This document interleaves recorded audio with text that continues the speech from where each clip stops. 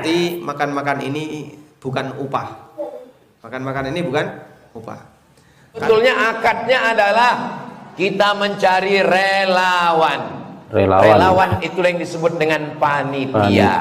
Yang namanya relawan, rela kalau tak dapat hewan. Itu Pak, minta kami jatah Bapak nih 5 kilo untuk kami pagi ini ya Pak. Ini kalau cuman makan lontong katupek gulai paku ndak tahu coba.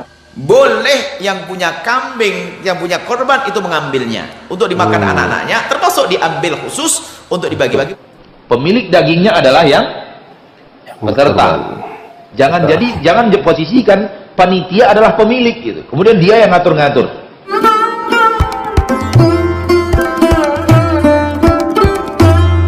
Assalamualaikum warahmatullahi wabarakatuh.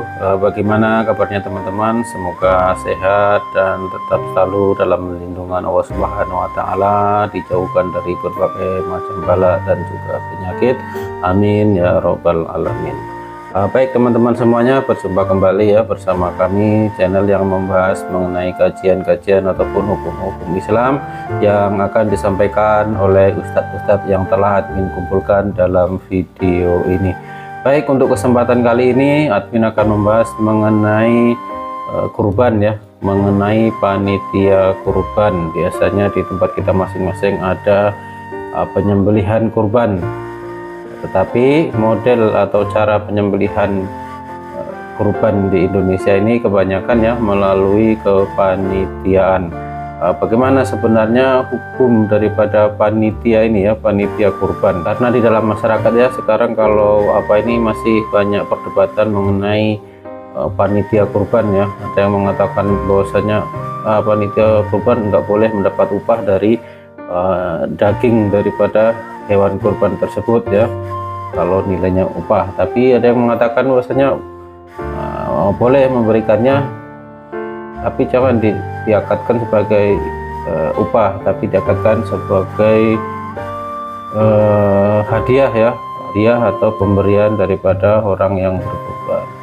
Baik, apa sebenarnya hukumnya panitia itu menerima bagian daging ataupun pengelolaan hewan kurban secara kepanitiaan, itu hukumnya bagaimana? Mari kita dengarkan penjelasan dari ustadz-ustadz yang telah admin kumpulkan dalam video ini mengenai tata cara ataupun kurban melalui kepanitiaan. Baik, yang pertama kita dengarkan penjelasan dari Ustadz Aminur Bait, bagaimana penjelasan beliau mengenai hewan ataupun daging yang dimakan oleh panitia. Yang kita pahami, untuk mereka yang makan-makan ya, ketika acara penyembelihan ini statusnya adalah acara bersama. Acara bersama, bukan khusus panitia. Makanya kalaupun ada yang datang sementara dia nggak punya andil kerja sedikit pun, boleh nggak ikut nimbrung makan? Boleh ya? Boleh. Berarti makan-makan ini bukan upah. Makan-makan ini bukan upah. Karena bukan upah, ya bisa dimaknai sedekah atau hadiah atau apapun dia. Yang jelas ini tidak termasuk perbuatan yang terlarang, sehingga boleh saja ini dilakukan. Maka boleh saja misalnya sebelum menyembelih yang lain, satu kambing dikorbankan dulu, kemudian setelah itu langsung dimasak cepat, sehingga begitu mereka sambil bekerja nanti masakan lebih cepat untuk dihidangkan. Baik, itu dia penjelasan dari Ustadz Aminur Bait mengenai daging yang dimakan bersama di situ ya, baik panitia maupun bukan panitia, yang dimasak kemudian dimakan bersama. Di situ beliau tadi menjelaskan diperbolehkan ya. Baik, selanjutnya kita dengarkan penjelasan dari Ustadz Abdul Somad mengenai kurban secara kepanitiaan. Jadi di Maroko itu tidak ada menyembelih kurban di masjid. Mereka berkurban sendiri, potong sendiri, anak dibagi sepertiga untuk di rumah, sepertiga kawan sahabat tetangga, sepertiga untuk fakir miskin. Tempat kita tak begitu. Kita biasanya pakai sapi, atau pakai jawi, atau pakai lembu, atau pakai kerbau, atau pakai kambing. Kita tak potong sendiri di rumah, kita serahkan ke masjid. Maka sebetulnya akadnya adalah kita mencari relawan. Relawan itu yang disebut dengan panitia. Yang namanya relawan, rela kalau tak dapat hewan, itu arti relawan. Iya. Jangan nanti relawan ini lebih berkuasa pula dari orang yang berkurban. Karena engkau hanya seorang relawan. Tidak boleh mengambil daging kurban untuk upah, haram hukumnya, tak boleh. Tapi untuk hadiah boleh. Apa beda upah sama hadiah? Hadiah artinya dapat alhamdulillah, tak dapat pun tak apa-apa, itu arti hadiah. Tapi kalau upah, dapat mantap, kalau tak dapat naik pisau ini dari leher sapi ke leher kau. Itu namanya upah. Maka ada beberapa orang yang tidak bisa dikasih hadiah, tapi dia wajib upah. Pertama tukang potong, yang kedua tukang kulit. Tukang potong sama tukang kulit tak boleh kita bagi. Ini daging untuk kau tukang potong sebagai upah, tak boleh. Maka upahnya dari mana diambil? Itulah dari duit biaya operasional tadi. Supaya jangan sampai panitia ini berharap dapat pahala tak dapat, dosanya pula bertambah. Tapi jangan gara-gara ceramah ini semua panitia mengundurkan diri. Nanti panitia tiba-tiba malam ini kita pembubaran. Adapun tahun ini karena kami takut, serahkan nanti lah daging Glenn juga Ustaz Somad. Aku pula yang memotongnya nanti. Nah, jadi nanti bagilah. Begitu selesai dipotong-potong-potong, dibagi nanti setelah zuhur. Ini panitia tak bisa bekerja karena belum makan. Lalu datang satu orang, diambilnya daging yang paling enak, dicincang-cincang, dikasih daun seledri, daun sop, dimasak, habis itu dimakan. Ini yang kau makan ini punya siapa? Siapa? Daging siapa? Belum jelas kepemilikannya. Lalu bagaimana cara menghalalkannya? Maka kepada bapak pemilik sapi nomor 1, Pak Pulan,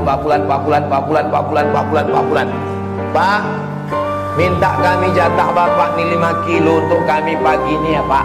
Ini kalau cuman makan lontong katupek gulai paku ndak tahu Pak. Boleh Pak? Kata orang yang 5 orang ini, ambillah. Ada satu yang tak setuju, nggak bisa. Naikkanlah parang tuh. Boleh ya Pak ya? Boleh. Ambil. Nah, kalau udah izin dia udah. Jadi jangan sembarangan kita ambil ini semua. Ini adalah amanah yang akan diminta tanggung jawabnya di hadapan Allah SWT. Oh tapi tahun-tahun lalu, udah bertahun-tahun udah begitu kami laksanakan Pak Ustaz. Banyak-banyak kalian beristighfar daripada nanti di akhirat memikul sapi. Nah, adapun yang akan datang nih, jangan lagi kita ulang, jangan lagi makan haram. Ayyumalah min, setiap daging di badan nabata min haramin, kalau dia tumbuh dari yang haram, fannaru aulabi, tempatnya adalah api neraka. Mudah-mudahan selamat kita tahun ini insyaallah. Baik, itu tadi ya penjelasan dari Ustadz Abdul Somad mengenai panitia kurban ya, sudah dijelaskan dengan gamblang oleh beliau tadi, bagaimana tata cara pembagiannya, cara kerjanya, sudah beliau jelaskan tadi ya, termasuk bagaimana daging yang dimakan oleh panitia tadi ya, harus minta izin terlebih dahulu kepada yang memiliki sapi untuk dimakan. Dan juga kita mengambil daripada daging sapi yang dipasrahkan oleh yang berkorban, kalau kita ambil begitu saja akadnya sebagai upah maka tidak diperbolehkan.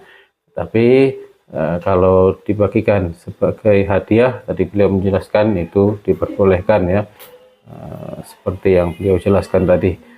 Baik, selanjutnya kita dengarkan penjelasan dari Buya Yahya ya. Adalah yang punya daging korban kambing yang dia adalah korban sunnah. Sebab kalau korban sunnah boleh dia mengambil sepertiga boleh, sampai sepertiga pun boleh ya, kalau daging korban sunnah, karena dia sunnah, potong sepertiga nanti untuk ente masak-masak deh, boleh. Tapi kalau sudah diserahkan Anda sebagai wakil, nggak boleh itu. Minta izin dong kepada yang bersangkutan, Pak, nanti saya masak dulu ya, bagian jatah seperti kamu ya, gini-gini. Jadi yang kalau itu korban sunnah, boleh yang punya kambing, yang punya korban itu mengambilnya untuk dimakan anak-anaknya, termasuk diambil khusus untuk dibagi-bagi boleh. Tapi kalau tidak sudah diamanatkan ada sebagai wakil untuk dibagi, kok main comot sendiri, nggak dibenarkan yang demikian itu. Kita perlu kejujuran. Jadi korupsi bukan urusan pejabat sana. Korupsi tukang korban korupsi, punya pondok duitnya jadi anting istri, duit masjid jadi anting gaun istri, itu korupsi juga. Jadi korupsi bukan hanya di kalangan pejabat sana, tukang korban pun bisa korupsi. Itu tadi ya penjelasan dari Buya Yahya mengenai panitia korban. Selanjutnya kita dengarkan penjelasan dari Ustadz Irwandi bagaimana hukumnya panitia mungkin memakan daging kurban, diperbolehkan ataukah tidak. Mari sama-sama kita dengarkan. Kalau ada kurban pada hari raya kurban, itu dimasak 30 kilo daging untuk orang yang bekerja dan anak-anak. Apakah itu boleh? Apakah itu ada sunnah rasulnya? Mohon dijawab, Ustaz. Kalau disetujui oleh yang punya daging, arti yang punya hewan kurban, kalau sudah disetujui, maka boleh. Kalau sudah disetujui, yang punya daging itu peserta kurban atau panitia kurban? Yang punya siapa? Peserta. Maka harus ada ridho dari peserta, dagingnya itu dimasak untuk dimakan bersama. Seharusnya dia ridho, karena memang dia berkurban untuk dimakan bareng-bareng. Iya kan? Seharusnya dia sangat bahagia, dagingnya itu diambil lalu dimasak, dimakan oleh orang rame-rame, karena itulah tujuan utama kurban itu. Kalau pesertanya ridho, maka tidak jadi masalah, karena yang punya daging sudah mengizinkan panitia untuk melakukan itu. Tapi harap kepada seluruh panitia kurban yang dia tidak berkurban, sehingga dia tidak punya daging, dia hanya panitia. Seluruh panitia kurban, kita ingatkan seluruh panitia kurban melalui media ini, dan siapapun yang mendengarnya pada kesempatan yang berbahagia ini, panitia bukanlah pemilik daging. Panitia bukanlah pemilik daging. Panitia adalah orang yang diamanahkan untuk mengurus daging milik peserta kurban. Pemilik dagingnya adalah yang peserta. Jangan posisikan panitia adalah pemilik gitu, kemudian dia yang ngatur-ngatur. Yang punya daging ingin ngambil kaki, nggak boleh. Punya bapak ingin ini aja, ini kaki mau dibagi-bagi, nggak boleh seperti itu. Yang punya daging dia berhak memilih daging mana yang mau diambil. Bisa difahami nggak? Iya. Karena yang punya daging yang peserta kurban, bukan panitia. Panitia hanya pelaksana kurban itu. Sekarang sudah, di zaman kita sekarang sudah terjadi peralihan posisi yang sangat jauh gitu di sebagian kaum muslimin, walau sebahagiannya masih bertahan memposisikan dirinya hanya sebagai panitia, bukan pemilik hewan kurban. Ketika yang punya hewan kurban bilang, saya minta kepalanya, udah kurban milih lagi. Loh, apa urusannya? Wong daging punya dia, berhak dia mengambil apa yang dia inginkan dari hewannya sendiri yang dia sembelih. Maka jangan dihalang-halangi, gitu. Jadi jangan sampai justru terbalik, orang yang peserta kurban seolah-olah orang yang meminta kepada panitia, dan panitia berbuat semena-mena kepada daging kurban, sehingga pemiliknya tidak bisa leluasa mengambil apa yang dia inginkan daripada hewan yang dia sembelih. Tidak seperti itu. Panitia adalah panitia. Itu tadi ya penjelasan dari Ustadz Irwandi mengenai panitia kurban. Baiklah, itu semuanya penjelasan dari ustadz-ustadz yang telah admin kumpulkan mengenai panitia korban ya, sudah dijelaskan oleh ustadz-ustadz. Mudah-mudahan sebagai penambahan ilmu dan pengetahuan bagi kita dan bermanfaat. Amin ya rabbal alamin. Terima kasih. Wassalamualaikum warahmatullahi wabarakatuh.